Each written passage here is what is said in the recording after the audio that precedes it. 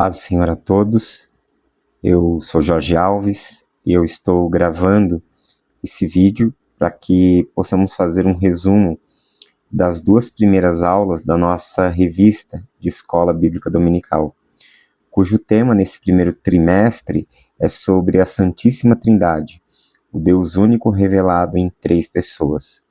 Você que tem essa revista, nós vamos estar trabalhando 2 aulas nesse vídeo.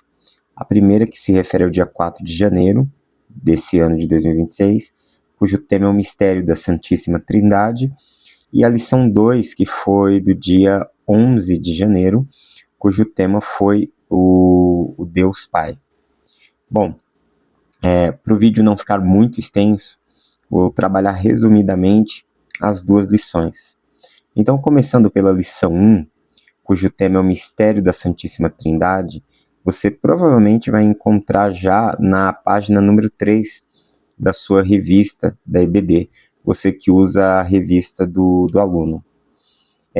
O texto áureo, o texto de abertura, o texto principal se encontra em Mateus 3:17, Mateus capítulo 3, verso 17, que diz: "Esse é o meu filho amado, em quem me comprazo." Nós precisamos entender que a doutrina da Trindade é uma doutrina central da fé cristã. Nós entendemos e confessamos que só existe um só Deus, e que ele se revela em 3 pessoas, que coexistem entre si e atuam de forma harmoniosa na obra da redenção. Com isso eu quero ler com vocês, desde já, Mateus capítulo 3, verso 13 a 17. Se você disponibiliza de uma Bíblia, por favor pegue a sua Bíblia, acompanhe comigo, ou a própria revista tem um texto escrito, já tem um texto apresentado. Mateus capítulo 3, verso 13 a 17, diz assim: "Então veio Jesus da Galileia ter com João junto do Jordão, para ser batizado por ele. Mas João opunha-se-lhe dizendo: Eu que careço ser batizado por ti, e vens tu a mim? Jesus, porém, respondendo, disse: Deixa por agora, porque assim nos convém cumprir toda a justiça. Então ele o permitiu."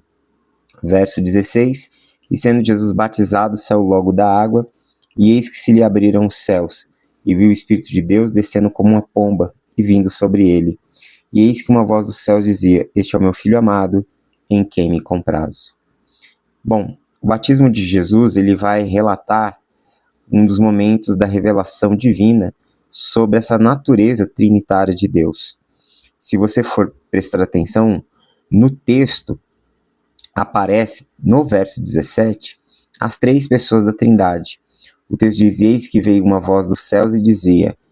Essa voz é de quem? Do Pai. "Esse é o meu Filho amado, em quem me alegro." Aqui você tem 2 pessoas, o Pai e o Filho. O verso 16 tem o Espírito sendo apresentado.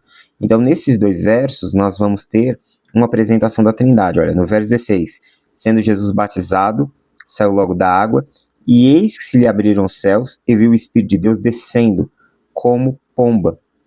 A ideia é que não era que o Espírito de Deus era uma pomba, mas ele vinha pairando, voando, semelhante a uma pomba. O Espírito vinha, o Espírito se manifestou de uma forma visível, e que as pessoas que estavam ali testemunharam como se algo estivesse sobrevoando e pousando em Jesus, semelhante a uma pomba. Ok? Aqui, teologicamente, o verso 16, há uma conexão com Gênesis capítulo 1, verso 2, quando diz assim: "E a terra era sem forma e vazia, e o Espírito de Deus se movia ou pairava sobre a face das águas."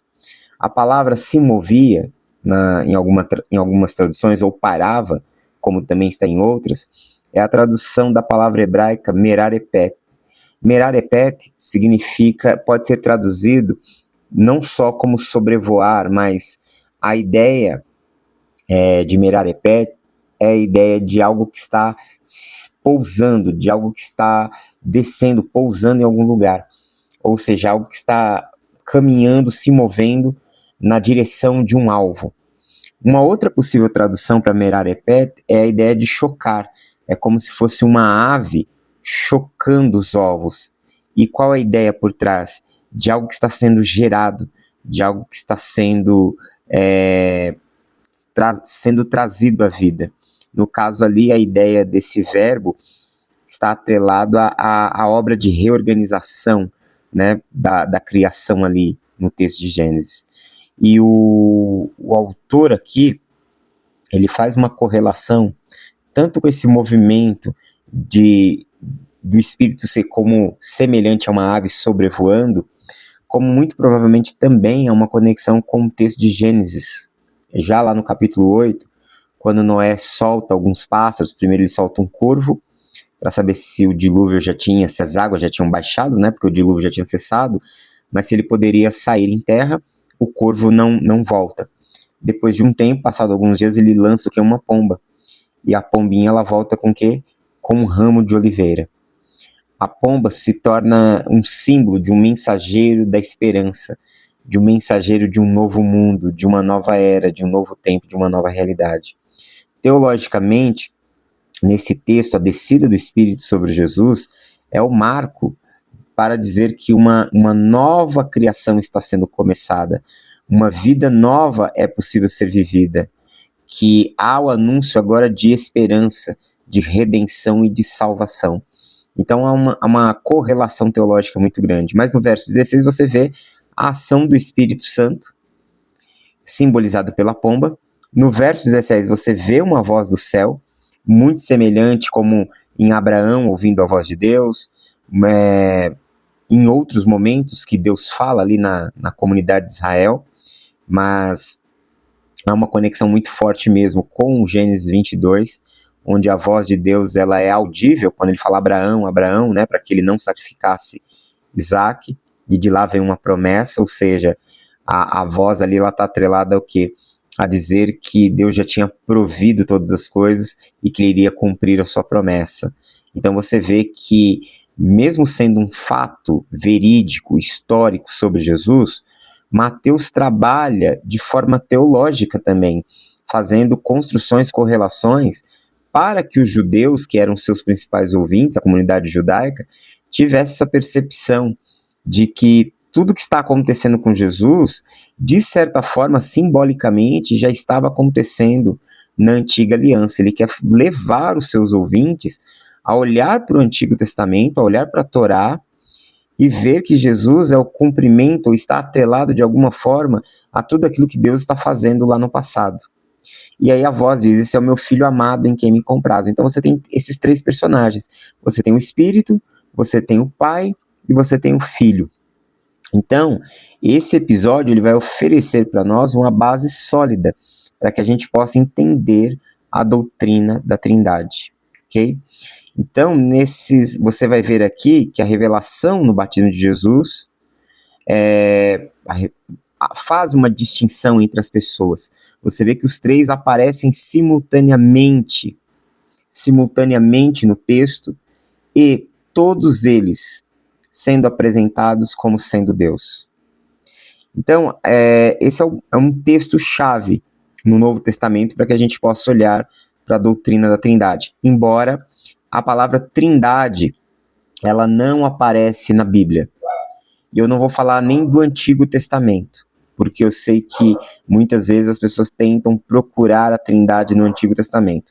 O conceito de Trindade, ele é um conceito do Novo Testamento. E a palavra Trindade, ela não vai aparecer no Novo Testamento. Ela é um termo que aparece no latim, a palavra Trinitas, vai aparecer nos escritos dos pais da igreja, a partir do século II, século III. Você vai ver nas obras de Irineu de Lyon, você vai ver nas obras de Clemente, mas principalmente Irineu de Lyon, ele usa o termo Trinitas com muita propriedade nos seus escritos, exatamente para falar sobre essa junção do Pai, do Filho e do Espírito como sendo um só ser, uma só essência. E logicamente mais tarde, nos concílios, nos posicionamentos teológicos da igreja no decorrer do quarto, quinto, sexto, do quarto século até o século IX, é que vai se consolidar o conceito de Trindade como um dogma. E o que vem a ser um dogma?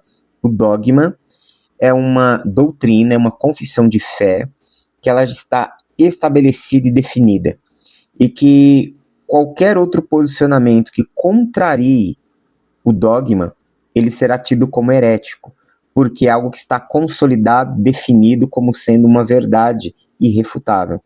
A Trindade, dentro da fé cristã, o conceito de trindade, ou melhor dizendo, de triunidade de Deus, ele se tornou um dogma no primeiro milênio. Antes de terminar o primeiro milênio da história da igreja, ele já se consolida como um dogma, ou seja, qualquer um que se levantasse para refutar essa doutrina era tido como um herege, seria expulso da igreja, seria excomungado, ok? Então, só para ficar claro, embora não apareça a palavra trindade no Novo Testamento, mas você vai perceber que os três personagens, as três pessoas da Trindade, elas estão aparecendo, e esse texto aqui, eles aparecem simultaneamente numa mesma cena, numa mesma situação, revelando essa natureza triuna de Deus, ok?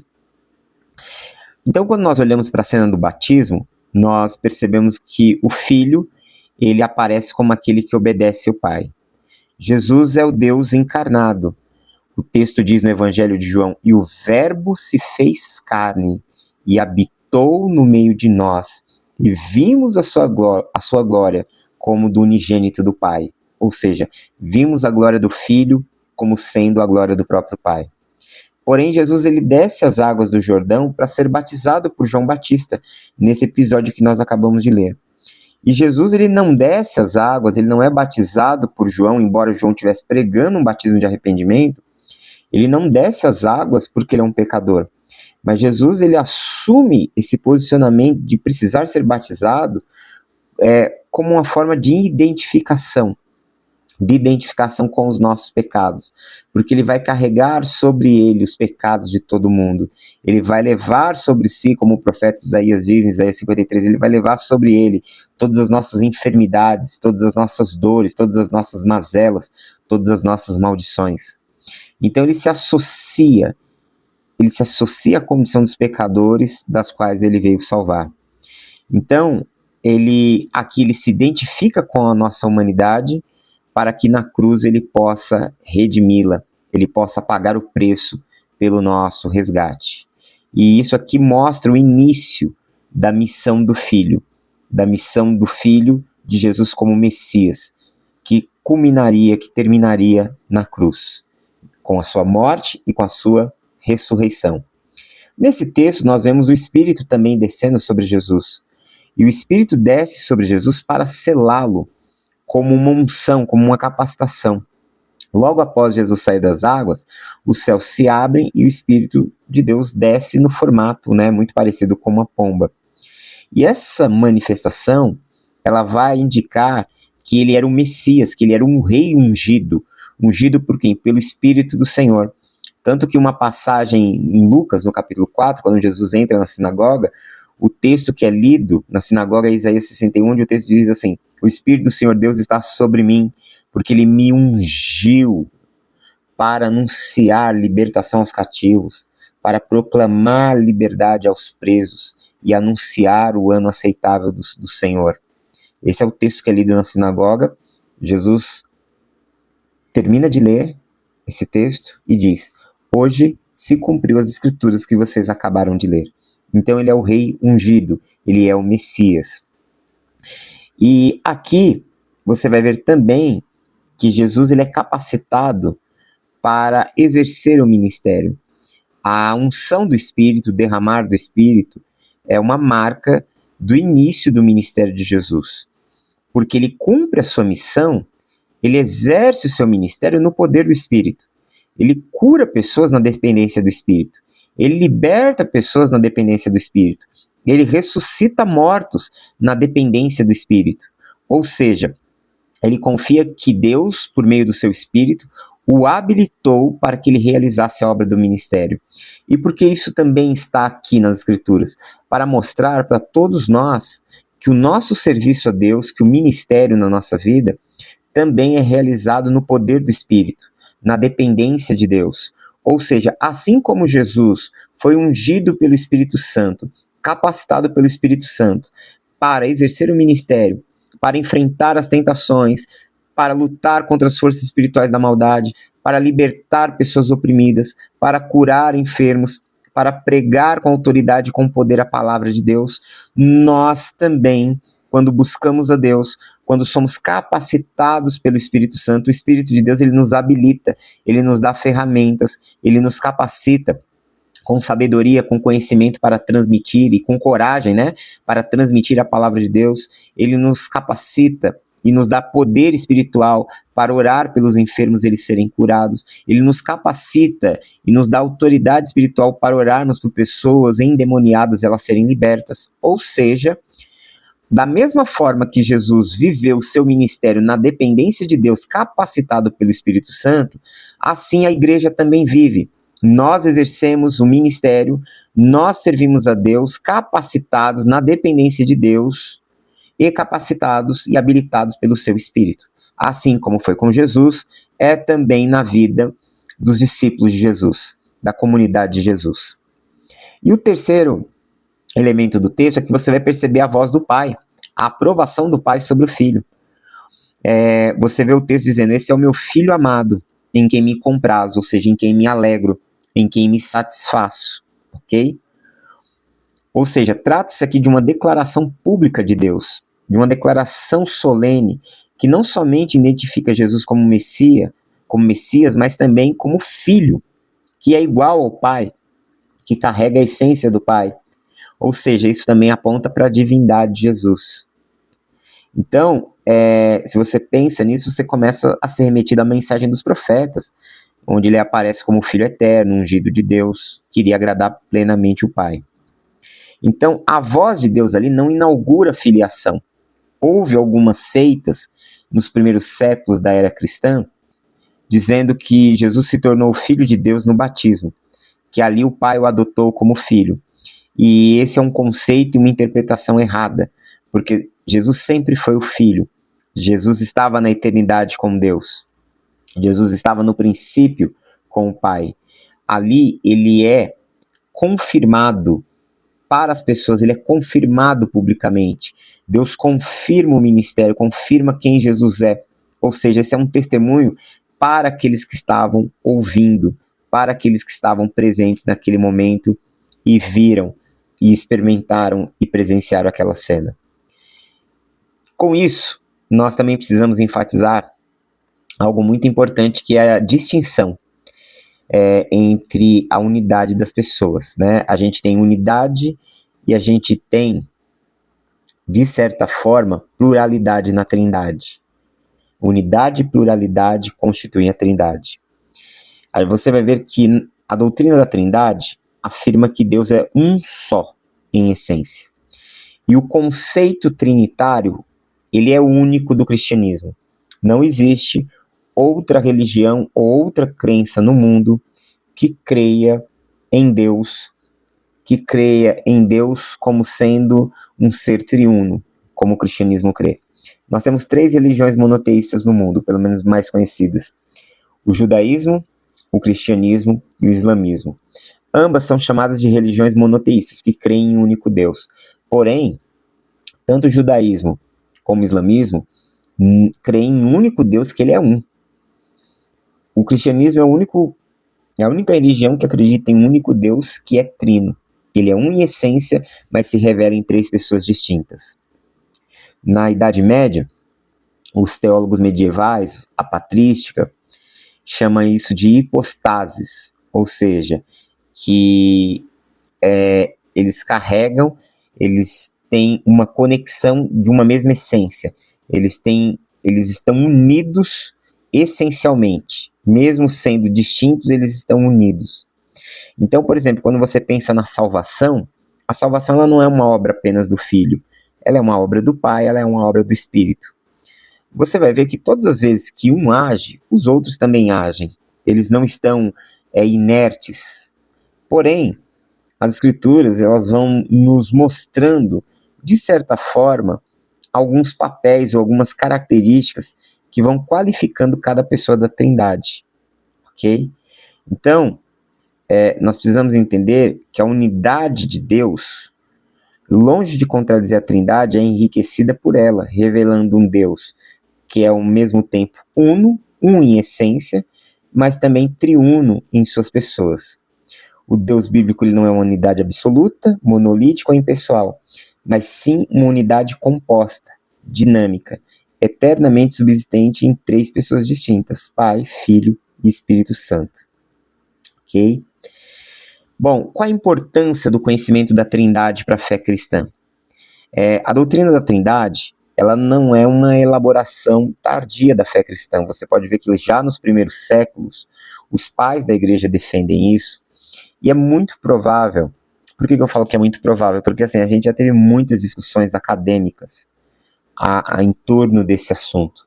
Porém, chega-se a uma conclusão quase unânime entre os maiores pesquisadores confessionais, né, cristãos, independente se é cristão católico, cristão ortodoxo, cristão de natureza protestante. Os maiores teólogos, estudiosos, têm chegado à conclusão que os próprios discípulos, a própria igreja primitiva, já enxergava e cria numa natureza triuna de Deus. Por isso você tem esses registros, como o de Mateus 3,17, como em 2 Coríntios capítulo 13 em algumas versões, ou 13, 12 ou 14 em outras versões da Bíblia, onde você tem a bênção apostólica, a conhecida bênção apostólica, onde Paulo ele se despede da igreja de Corinto dizendo: a graça do Senhor Jesus, o amor de Deus Pai e a comunhão do Espírito sejam com todos. Você pode ver que é uma bênção trinitária, ou seja, que há uma invocação da bênção do Pai, do Filho e do Espírito, demonstrando, né, uma crença na triunidade de Deus, demonstrando uma crença trinitária em Deus, ou seja, embora eles não definissem isso como uma palavra, e só foi feito posteriormente, você já percebe que os próprios apóstolos, os próprios discípulos e a própria igreja primitiva, de alguma forma, ainda inicial, embrionária, mas ela já cria em um Deus triuno, ok? Depois, na história da igreja, esse conceito ele vai ser defendido em 2 concílios, que é o concílio de Nicéia, em 325, onde a grande questão gira em torno de defender Cristo como sendo da mesma substância de Deus, porque o concílio de Nicéia ele acontece diante de uma polêmica, de uma ideia que é levantada por Ário.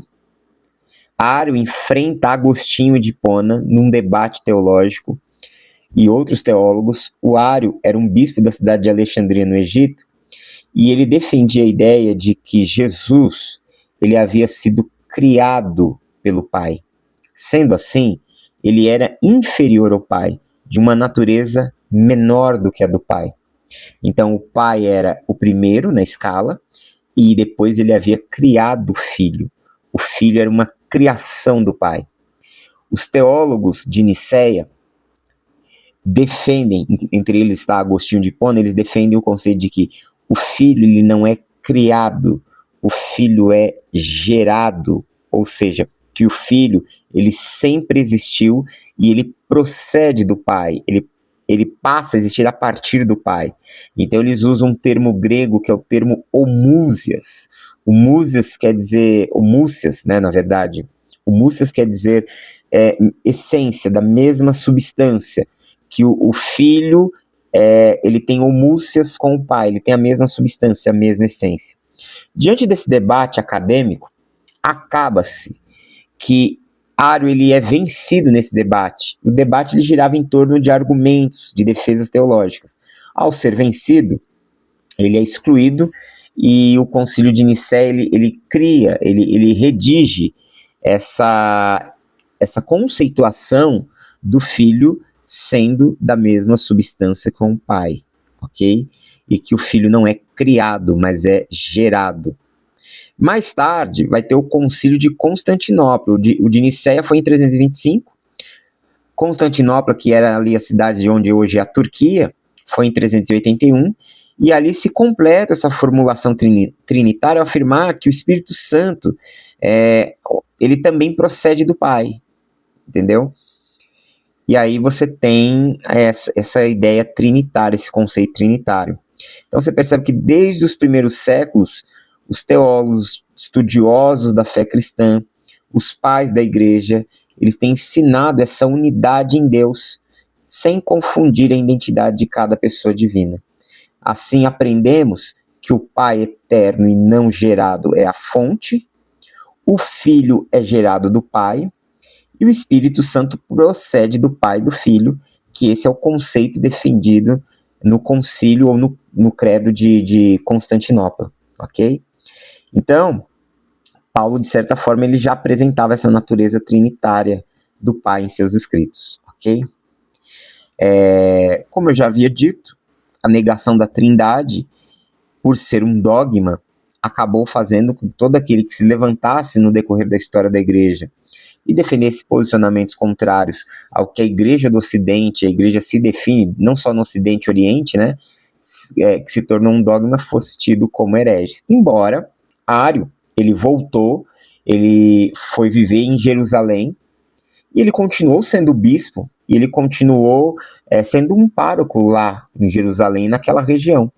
Então, por isso, a doutrina, o ensino diário, é vivo até os dias de hoje. Existem alguns segmentos, inclusive, Testemunhas de Jeová, defendem o conceito, né, de um filho que é criado pelo pai. Então, o pai é o criador, o filho é a primeira criação do pai, e aí sim, o filho cria todas as coisas. Esse é o conceito defendido por quem crê nesse filho que é criado, ok? Que é o conceito do unitarismo, é chamado de unitarismo, né? Que crê que o pai é Deus e que tanto o espírito como o filho é criado por Deus, né? Ou seja, nega a divindade de ambos, ok? Então a gente entendeu aqui que compreender a Trindade é fundamental para que a gente possa manter a nossa fidelidade doutrinária. Não apenas protege a integridade da revelação de Deus, mas também sustenta toda a estrutura da nossa salvação. Crer na Trindade é crer no Deus que salva e que se manifesta plenamente como Pai, como Filho, como Espírito Santo. Por isso a doutrina da Trindade deve ser confessada, celebrada e ensinada como um fundamento inegociável da fé cristã. Amém? Bom, com isso nós vamos agora para o resumo da segunda lição, foi do dia 11 de janeiro, que é exatamente trabalhando agora o conceito de Deus e a apresentação de Deus como Pai. O texto áureo, ele se encontra em Mateus 11, verso 27, no finalzinho, onde diz assim: ninguém conhece o Pai senão o Filho e aquele a quem o Filho quiser revelar. Ou seja, nós conhecemos a identidade, os atributos e a glória de Deus Pai por meio da revelação de Cristo e da ação do Espírito Santo em nós. O texto que está proposto aqui para a nossa leitura bíblica em classe é Mateus 11, 25 a 27, depois João, capítulo 14, versos 6 a 11. Repetindo, você tendo uma Bíblia, acompanhe com a sua Bíblia, ou tendo a revista, acompanhe com a sua revista. Nós chegamos já na página 8 e a leitura bíblica em classe está na página 9 da revista da EBD. Então vamos lá, Mateus 11, verso 25 diz assim: naquele tempo, respondendo Jesus, disse: graças te dou, ó Pai, Senhor do céu e da terra, que ocultaste essas coisas aos sábios e instruídos e revelaste aos pequeninos. Sim, ó Pai, porque assim te aprouve. Todas as coisas me foram entregues por meu Pai, e ninguém conhece o Filho senão o Pai. E ninguém conhece o Pai senão o Filho e aquele a quem o Filho o quiser revelar. Agora vamos para João capítulo 14, a partir do verso 6, do 6 ao 11. Diz assim: disse-lhes Jesus: eu sou o caminho, a verdade e a vida, e ninguém vem ao Pai a não ser por mim. Se vós me conhecesseis a mim, também conheceria o meu Pai, e já desde agora o conheceis e o tendes visto. Disse-lhe Filipe: Senhor, mostra-nos o Pai, e é o que nos basta. Disse-lhe Jesus: estou há tanto tempo convosco, e não me tendes conhecido, Filipe? Quem me vê a mim, vê o Pai. Como dizes tu, mostra-nos o Pai? Não crês que eu estou no Pai e que o Pai está em mim? As palavras que eu vos digo, não as digo de mim mesmo, mas o Pai que está em mim é quem faz as obras. Crede-me que estou no Pai e o Pai em mim. Crede-me ao menos por causa das mesmas obras. Bom, nós já entendemos que a doutrina da Trindade é um mistério revelado e também central à fé cristã. Entendemos que existe um só Deus em três pessoas coeternas, consubstanciais, mas porém distintas: o Pai, o Filho e o Espírito Santo. E dessas três pessoas, hoje nessa lição, nós vamos estudar um pouquinho sobre a pessoa de Deus, o Pai, daquele a quem procedem tanto o Filho como o Espírito. Deus é o Pai, a fonte eterna de toda a criação. Ele é o Redentor, é o Revelador, é aquele que faz todas as coisas. Então, o Pai é o único e verdadeiro Deus. Esse é o primeiro ponto que a gente precisa entender. Em Deuteronômio, capítulo 6, verso 4, a afirmação solene da fé monoteísta judaica, que também os cristãos afirmam. O Pentateuco, o texto lá em Deuteronômio diz assim: ouve, ó Israel, o Senhor nosso Deus é o único Senhor. Então Deus, ele é único. Ele é um Deus que se revela pelos seus nomes, pelos seus atributos, pelos seus atos. No Antigo Testamento, Deus vai recebendo vários nomes, né? Ele é chamado do Deus que sara, Yahvé Rafá, do Senhor que é a nossa bandeira, ou seja, que nos dá a posse da terra e nos dá conquista e vitória, Yahvé Nissi. Ele é chamado o Senhor dos exércitos, né? Yahvé Tsabaoth, porque ele é aquele que comanda exércitos de anjos, é aquele que dá vitória ao seu povo. Ele é chamado por aquele que provê, recebe o nome de Yahvé Irê. O Deus não é só que provê, né? A ideia de Irê é ver, de ver e suprir, de enxergar a necessidade. Ele é chamado pelo nome de ser aquele que é a justiça do seu povo, que faz justiça ao seu povo. Então ele recebe o nome de Yahvé Tzidkenu, entendeu? E por aí vai. E entre outros nomes, né? Quando alguém diz que o Senhor está presente num lugar, está num lugar, Yahvé Shammah. Então todos esses nomes que Deus recebe são nomes, na verdade, que indicam as suas ações. Ele é o Deus que cura, ele é o Deus que liberta, ele é o Deus que está presente, ele é o Deus que dá a posse da terra, ele é o Deus que vence as nossas batalhas. Então esses nomes vão revelando a grandeza de Deus. Deus, ele é sempre apresentado com o título de Pai, né? Sempre não, muitas vezes, né? Vou corrigir essa fala. Muitas vezes Deus é apresentado como Pai, principalmente no Novo Testamento. No Novo Testamento é um conceito assim muito forte. Lógico que você vai ver no Salmo 103 também esse conceito. O salmista Davi, no Salmo 103, num determinado momento, ele fala assim: como um pai se compadece dos seus filhos, assim o Senhor se compadece dos seus. Então ele é comparado a um pai. Mas esse conceito ele toma muito maior abrangência no Novo Testamento, ok? Logicamente que a ideia de Deus ser apresentado como Pai é apresentá-lo como aquele que gera vida, ou seja, como aquele que cria, aquele que sustenta, aquele que supre todas as coisas, aquele que mantém todas as coisas em ordem. O próprio Jesus, ele se refere a Deus como Pai e ensina os seus discípulos a se aproximarem de Deus como Pai. Então, a oração que Jesus ensina, o Pai Nosso, começa com a seguinte frase: Pai Nosso que estás nos céus, ou seja, e o termo ali, em vez de ele usar Av, que é o termo hebraico para Pai,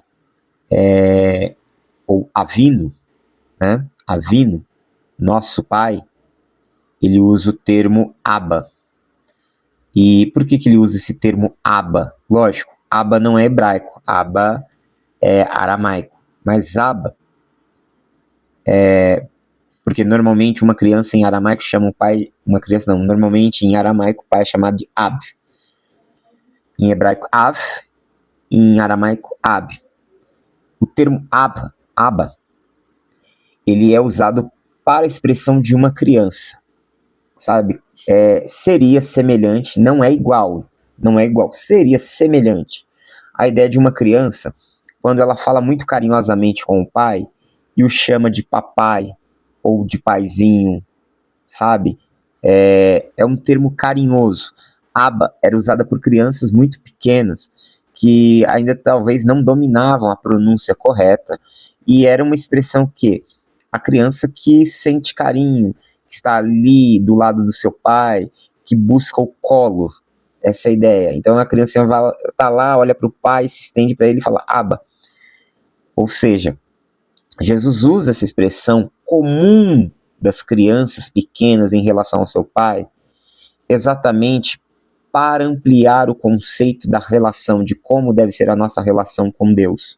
Embora entendamos que Deus é Senhor, é Santo, é o Criador de todas as coisas, está para além da compreensão humana, Ele está para além da razão, mas o nosso relacionamento, principalmente em oração, é enxergá-lo como aquele que nos acolhe, como aquele que nos abraça, como aquele que nos recebe em seus braços, como verdadeiramente um paizinho, onde nós nos vemos frágeis, desprotegidos, necessitados, dependentes, e que encontramos guarida, que encontramos o afago, o descanso, a proteção, o suprimento e tudo que é necessário à nossa vida nos braços dele.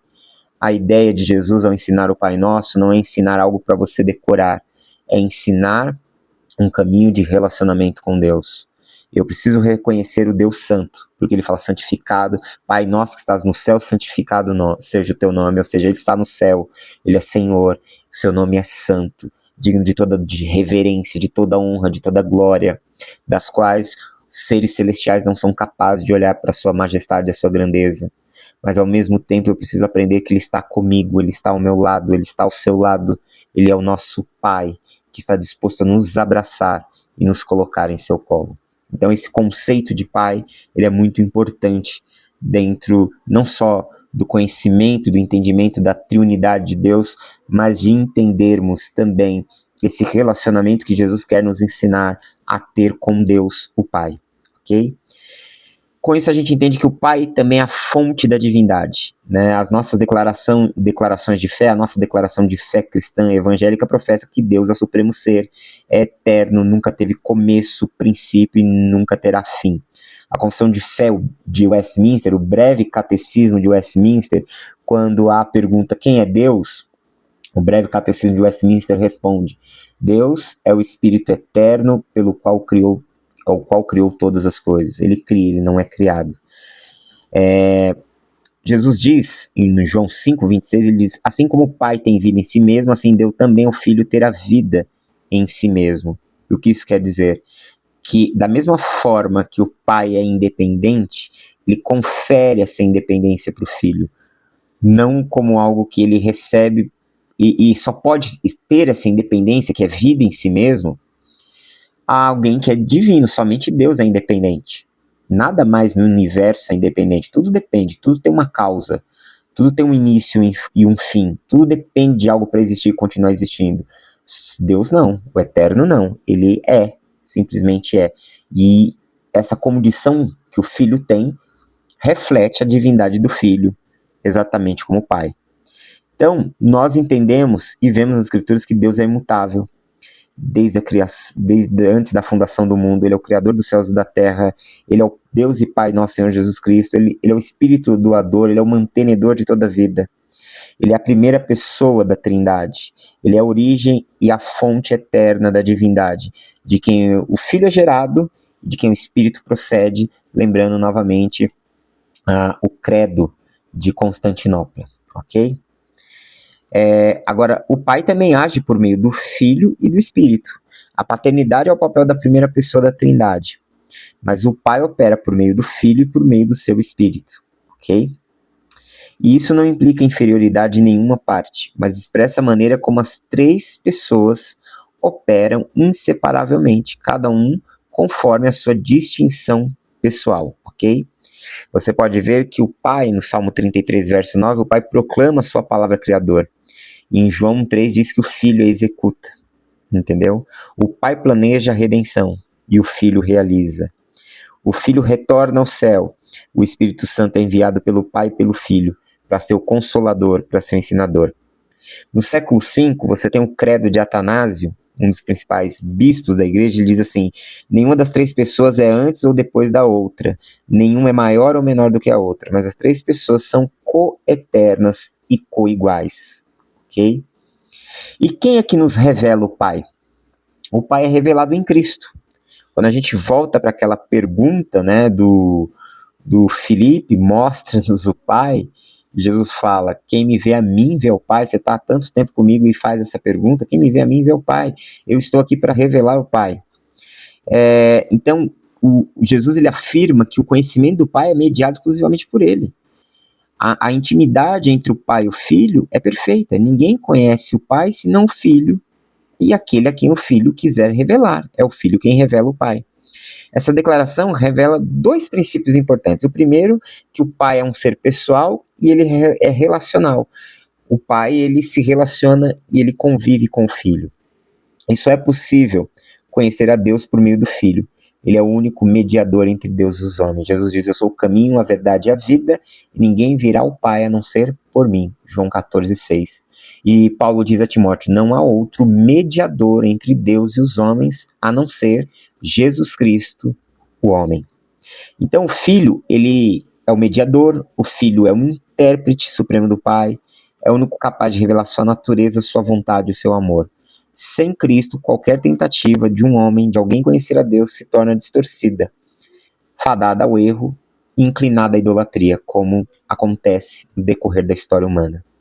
Quem vê o Filho, verá o Pai. E isso é uma declaração que, para nós, ratifica, fortalece, sela o conceito da unidade da Trindade. Jesus é a perfeita expressão do Pai. Hebreus 1:3 diz assim, o qual sendo o resplendor da sua glória e a expressa imagem da sua pessoa. Quem vê o Filho, verá o Pai. Então, a unidade entre o Pai e o Filho é uma unidade inseparável e essencial. Jesus diz em João 10:30, eu e o Pai somos um. Não significa, ao dizer que eles são um, que são a mesma pessoa, mas que compartilham a mesma natureza, a mesma essência divina. As obras e o caráter de Jesus são expressão direta da ação do Pai, que opera sempre por meio do Filho, e o Filho sempre age em comunhão com o Pai.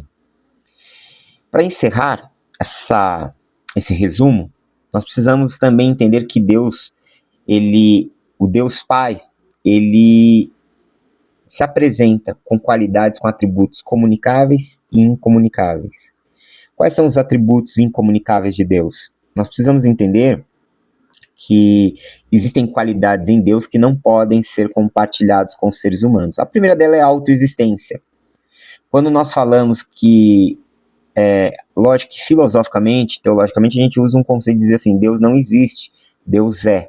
Porque a gente pensa em existência, tudo que existe, existe por causa de alguma coisa. Tem uma ação inicial, uma fonte inicial que deu start, que fez com que aquilo começasse.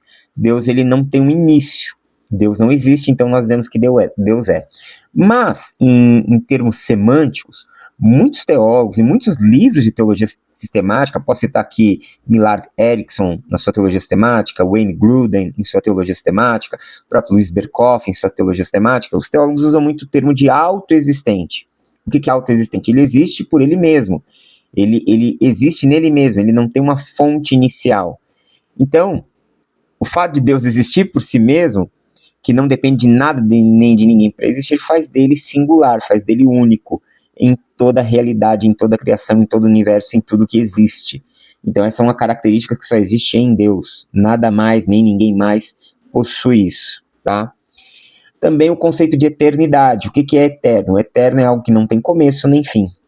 Deus não tem começo nem fim, nem está limitado pelo tempo. Imutabilidade. Deus não muda. Ele é sempre o mesmo. Malaquias 3,6, ele diz assim, porque eu, Senhor, não mudo, vós, os filhos de Israel, não sois consumidos. Ou seja, Deus não muda, aquilo que ele decidiu na eternidade, ele está levando a cabo, ok? Isso aqui seria assuntos para um vídeo só, ou para uma aula só, entendeu? Mas para que a gente entenda conceitos, características que existem em Deus que são únicas dele, onipotência, Deus é todo poderoso, tudo, ele não está limitado a nada nem ninguém, o que ele quiser fazer, ele faz. Ele é onisciente, ou seja, Deus conhece o passado, o presente, o futuro. Deus conhece todas as coisas, em todos os tempos, em todo momento. Deus é onipresente, ou seja, ele está em todo lugar, não existe lugar onde Deus não esteja. Deus sempre é, Deus sempre está, ok? E existem qualidades que são comunicáveis do Pai. Por exemplo, aspectos do caráter moral de Deus são compartilhados, lógico que num grau muito menor. Por exemplo, santidade. Deus tem santidade, mas ele compartilha com seus filhos a capacidade deles se tornarem santos, ou seja, separados. Amor. Deus é amor e ele compartilha o amor. Nós amamos, nós temos a capacidade de amar. Teologicamente nós cremos nisso, confessamos que amamos, porque isso é um dom, é uma dádiva de Deus em nós. Deus nos capacita a amar.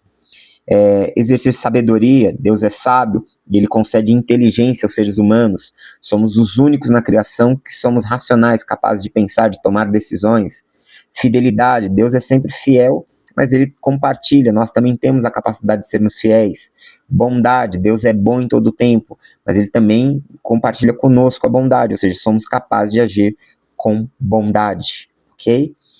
Então, a doutrina da Trindade, ela é a revelação concreta e divina compartilhada entre Pai, Filho e Espírito Santo, ok? Nessa lição que nós vimos hoje, né, nessa segunda parte, nesse segundo resumo da lição 2, nós entendemos que Deus, o Pai, é o Deus verdadeiro, eterno, soberano, e que ele é revelado plenamente em Cristo, e que Cristo nos leva a conhecer verdadeiramente o Pai. Que Deus é o autor da criação, o planejador da redenção, o sustentador da vida. E que essa verdade sobre quem Deus é possa nos despertar para desejar cada vez mais conhecê-lo, cada vez mais amá-lo e cada vez mais obedecê-lo. Porque por meio do Filho, o Pai nos adotou como seus filhos. Nós nos tornamos filhos de Deus por causa de Jesus. O Evangelho de João, capítulo 1, verso 12, diz: e todo aquele que crê no seu nome, Deus lhes deu o poder de se tornarem filhos de Deus. Hoje eu e você somos filhos de Deus.